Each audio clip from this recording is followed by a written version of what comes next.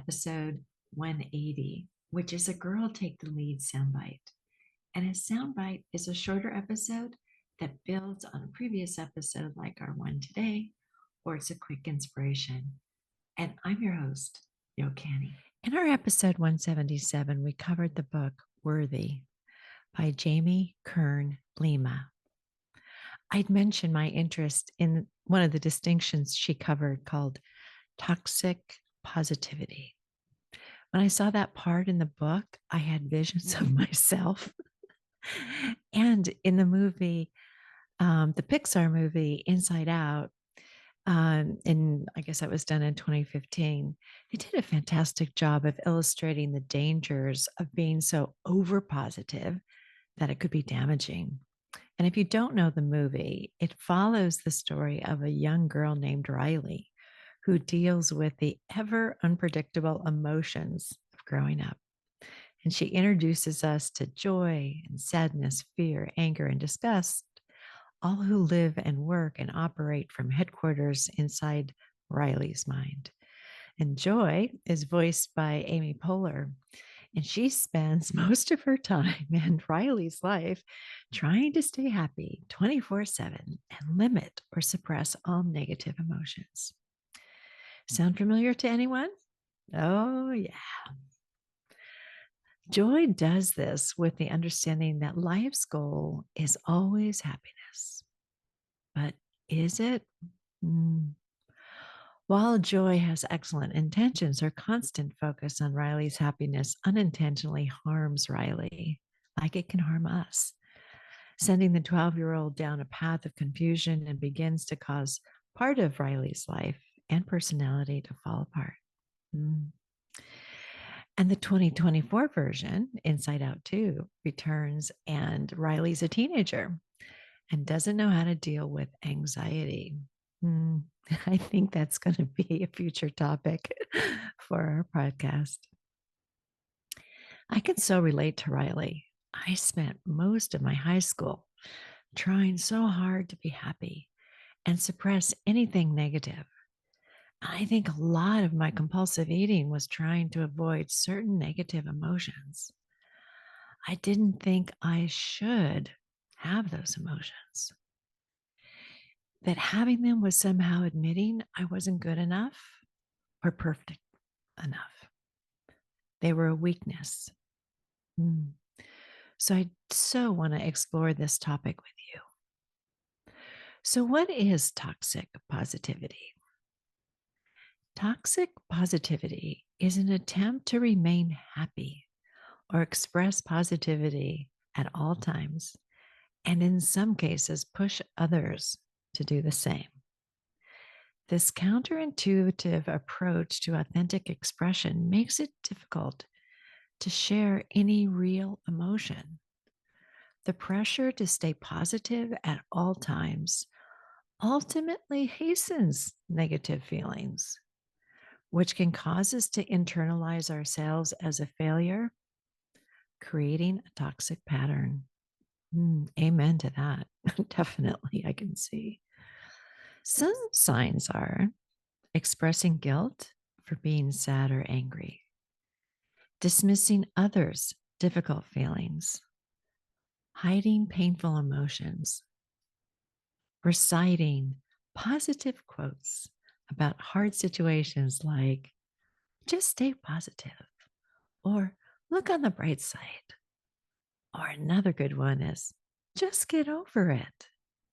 And the last one could be, just ignoring all your problems. Lima, in her Worthy book, states that this act of rejecting, suppressing, or avoiding negative emotions invalidates the authentic human emotional experience and can actually lead to its own trauma, isolation, and a whole variety of unhealthy coping mechanisms, like my overeating, and is quite common. One recent study found that over 75% of people deliberately pretend to be happy while ignoring their true emotions. Little boys are taught to hide how they really feel behind a mask of strength and stoicism. We're shamed for breaking the code of social conditioning. And we get the approval of our parents and our institutions when we master it. The better you know the code, the more attractive you are, the more you'll be loved, the more you'll be told you're worthy of love. No wonder so many of us are walking around hiding in plain sight. Like probably a lot of you that are listening right now, I've been a lifelong student of personal development and human psychology. In fact, it was my major in college before getting my MBA. Truth be told, though, I think I was using my early work as a way to avoid being negative, searching for some nirvana and pretending to be fulfilled. Lima says she believes it's important to experience and express our full range of emotions and to make it a point not to dwell in the emotions. I don't want to magnify for too long. And that it's important to become aware that what we're feeling and experiencing in the moment is temporary. I can remember asking my husband when I first put the food down, "What do you do with these emotions, honey?"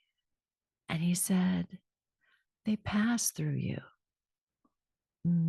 He was speaking to the temporary moment that Lima did, right? You got that right. I love when Lima says this. Our lives are unfolding exactly as they should. The most important part we need to play in our journey for that to happen is to show up as we truly are along the way. Melody Wilding, author of Trust Yourself, which we covered in episode 82, stated in an article that thinking positively sounds promising on the surface.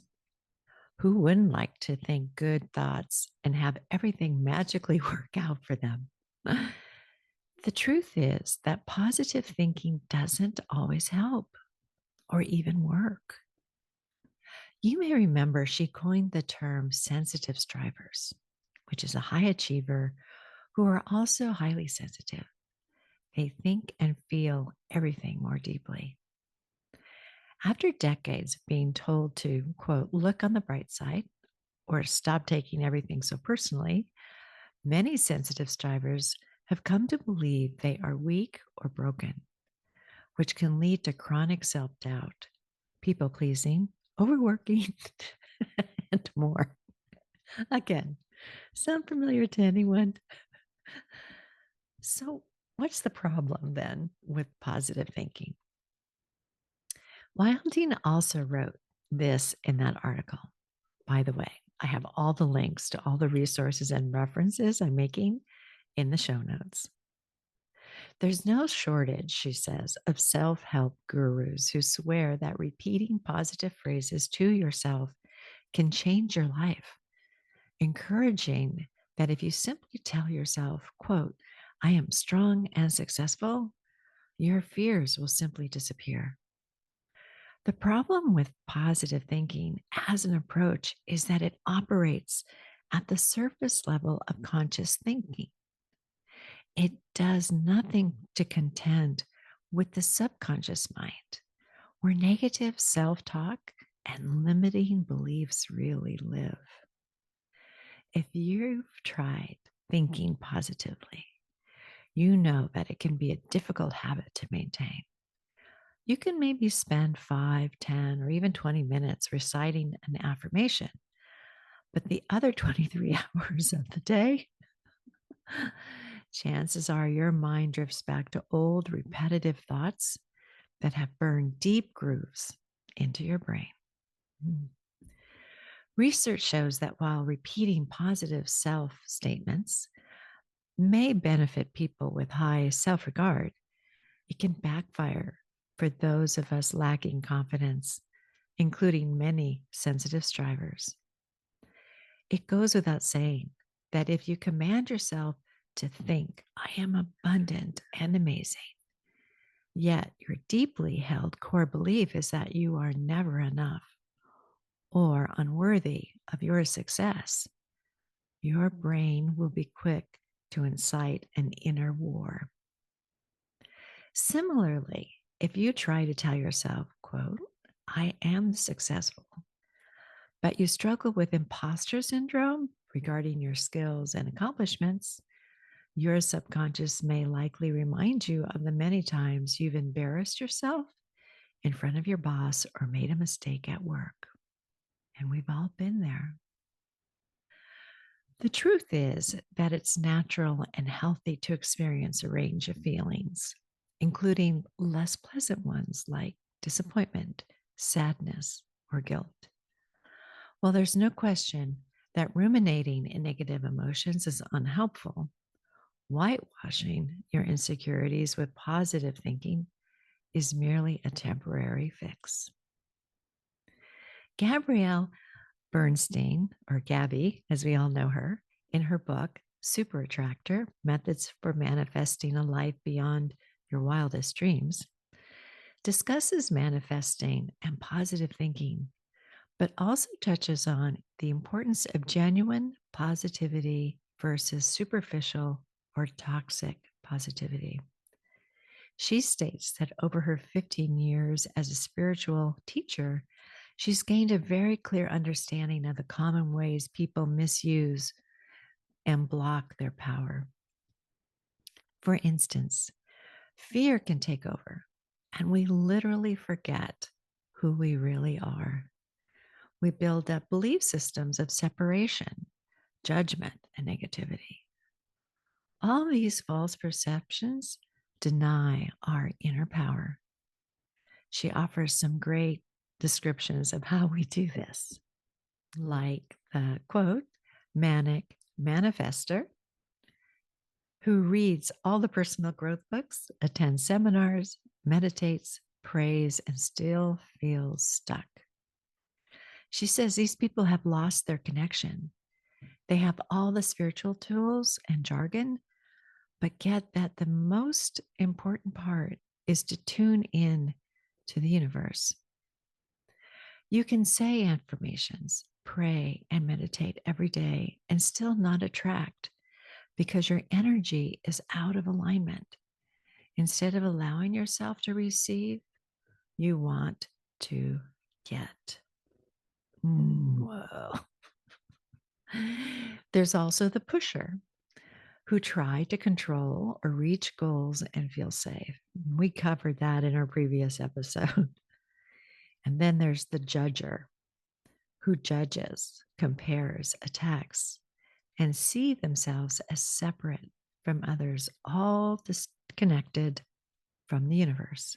She also asks us, does fear have you in a headlock?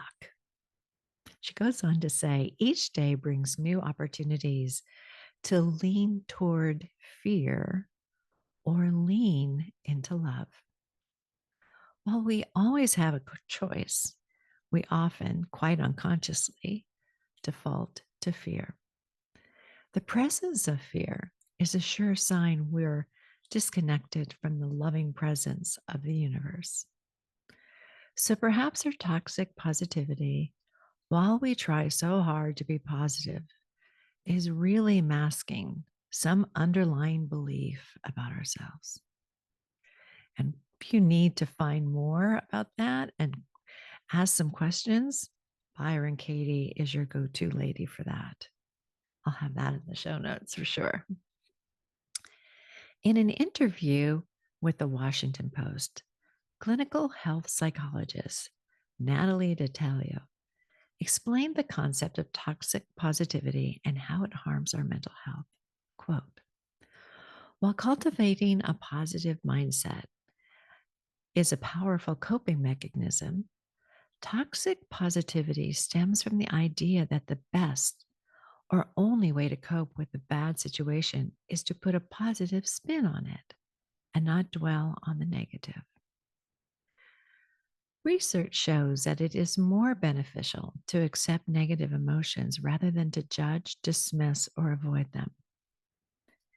Explaining the results, researchers noted that, quote, individuals who accept rather than judge their mental experiences may attain better psychological health, in part because acceptance helps them experience less negative emotion in response to stressors.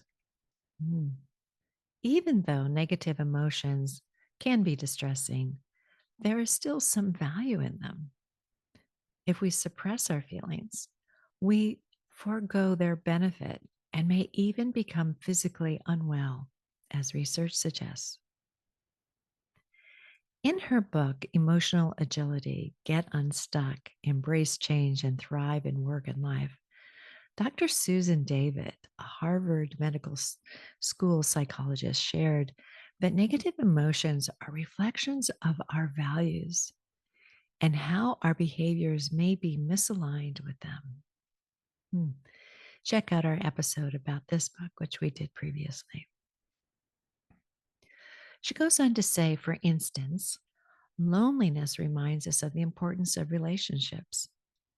When we realize that, we can change the situation by setting up a dinner appointment with friends or other things that we might do to look at that importance and that value we hold. Instead of forcing yourself to smile when you're down and out, here's what psychologists suggest that you can do.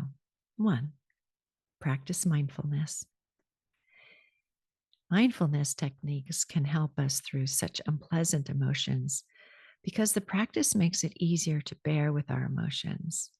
And I'll have some references to some friends like Cindy, Whitney, Misha, and Melissa in the show notes because they're great practitioners who can help with this. 2, taking another perspective.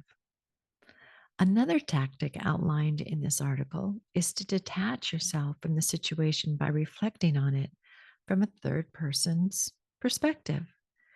For example, what would your friends say if they knew about your situation?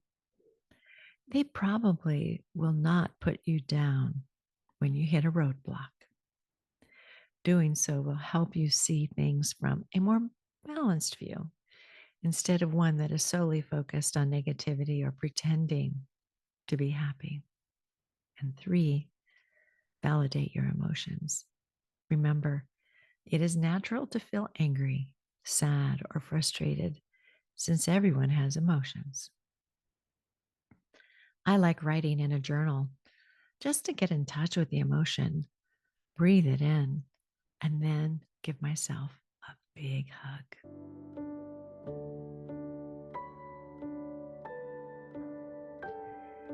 Thank you for joining us today, and we sure hope you enjoyed this episode. If you did, please leave a comment wherever you listen to your podcasts. Tell a friend about us. Join our public Facebook group, Girl Take the Lead, or visit our website, girltaketheleadpod.com. We also have a YouTube channel where your subscription would be appreciated. Once you're on YouTube, search at Girl Take the Lead. And we've recently expanded to YouTube Music, where you can find a video of this episode. Here are 3 takeaways. 1, toxic positivity is common and often a response to some underlying belief. 2, thinking positive 24/7 can be very stressful to maintain, and it denies our humanity. 3, accepting our full range of emotions benefits us. And some ways to do this include practices like mindful meditations and learning to take perspectives that others would give us. Our next episode will kick off our August theme about fearlessness with my own personal example of stepping out of my comfort zone and opting for courage and bravery instead of fear by creating an online store that I want to tell you about. So please join us again and talk to you soon. Bye.